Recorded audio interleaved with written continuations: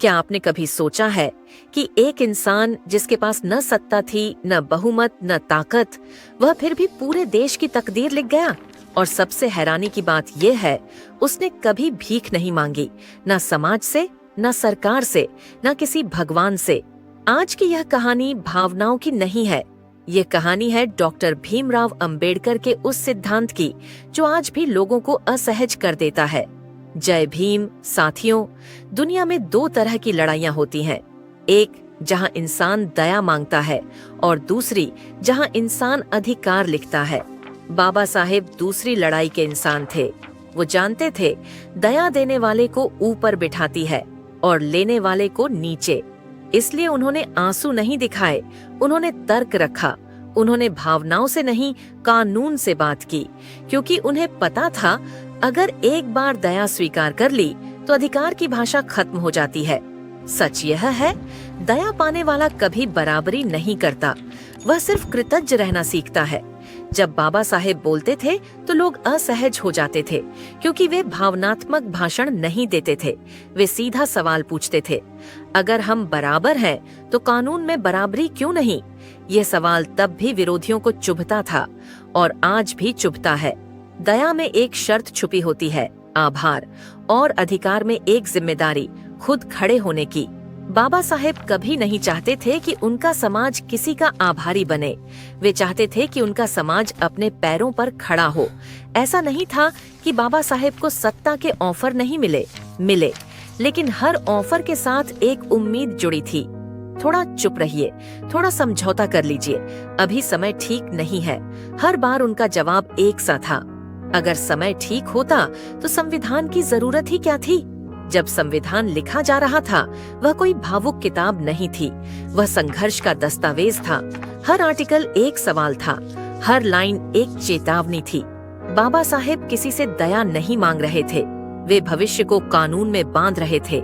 आज सबसे बड़ा सवाल यह नहीं है कि बाबा साहेब ने क्या किया, सवाल यह है, क्या हम आज भी सिर्फ मांग रहे हैं या हम खुद को इतना मजबूत बना रहे हैं कि कोई हमें नजरअंदाज न कर सके?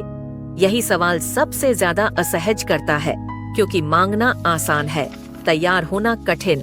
मांगने में कोई जोखिम नहीं होता, लेकिन खुद को बदलने में सब कुछ दांव पर लगता है। बाबा साहेब इसीलिए अलग थे। उन्होंने कहा, हालात तभी बदलते हैं जब इंसान खुद को बदलने की हिम्मत करता है। उनके लिए संघर्ष नारा नहीं था, संघर्ष तैयारी था। तैयारी ज्ञान की, तैयारी समझ की, तैयारी कानून को अपने पक्ष में खड़ा करने की। इसलिए उन्होंने भावनाओं से नहीं, संरचना से लड़ाई लड़ी। उन्होंने भीड़ से तालियां नहीं मांगी, उन्होंने इतिहास से जवाब मांगा, और इतिहास ने जवाब दिया संविधान के रूप में। संविधान किसी सरकार का एहसान नहीं था, वह किसी वर्ग की भीख नहीं थी, वह एक समझौता नहीं, एक घोषणा थी। घोषणा इस बात की कि इस देश में कोई भी इंसान किसी दूसरे इंसान की दया पर जिंदा नहीं रहेगा। लेकिन यह घोषणा सिर्फ कागज पर लिख देने से पूरी नहीं होती, इसे जिंदा रखना पड़ता है। और संविधान को जिंदा रखने का मतलब है उसकी जिम्मेदारी उठाना। अधिकार सिर्फ सुविधा नहीं होते, वे एक बोझ भी होते हैं। ऐसा बोझ जो हर किसी को उठाना अच्छा नहीं लगता, क्योंकि अधिकार आपसे सवाल पूछते हैं। वे आपसे कहते हैं, अब शिकायत नहीं, अब तैयारी। अगर हम इस सवाल से बचते रहे तो आने वाला समय हमसे और भी कठिन सवाल पूछेगा, और तब हमारे पास शिकायत के शब्द तो होंगे, लेकिन तैयारी के सबूत नहीं होंगे। यही कारण है कि बाबा साहेब ने हमें आराम नहीं दिया, उन्होंने हमें जिम्मेदारी दी। बाबा साहेब यह बात बहुत पहले समझ चुके थे, इसीलिए उन्होंने कभी यह नहीं कहा, अब सब ठीक हो गया। उन्होंने कहा, अब जिम्मेदारी तुम्हारी है। यही बात आज भी लोगों को असहज करती है, क्योंकि जिम्मेदारी मांगने से नहीं आती, वह तैयार होने से आती है, और तैयार होना सबसे कठिन काम है। शिकायत करना आसान होता है, नारे लगाना आसान होता है, लेकिन खुद को मजबूत बनाना ये हर किसी के बस की बात नहीं होती। आज हम संविधान का नाम बहुत लेते हैं, लेकिन अक्सर उसे ढाल की तरह इस्तेमाल करते हैं।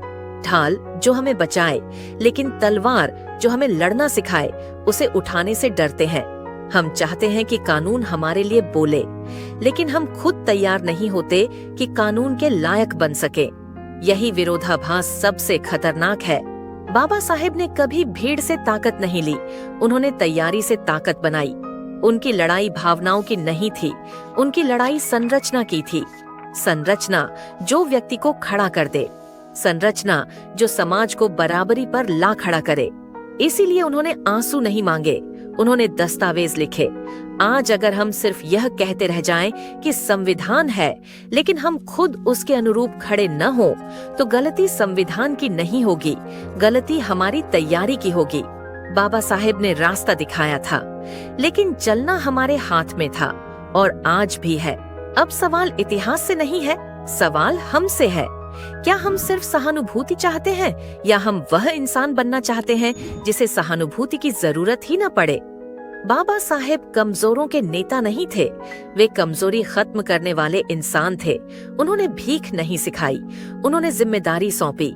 इस जिम्मेदारी का मतलब है पढ़ना, समझना, कानून को जानना और अपने आप को इतना मजबूत बनाना कि कोई भी आपके अधिकार को नजरअंदाज न कर सके। यही बाबा साहेब की असली विरासत है।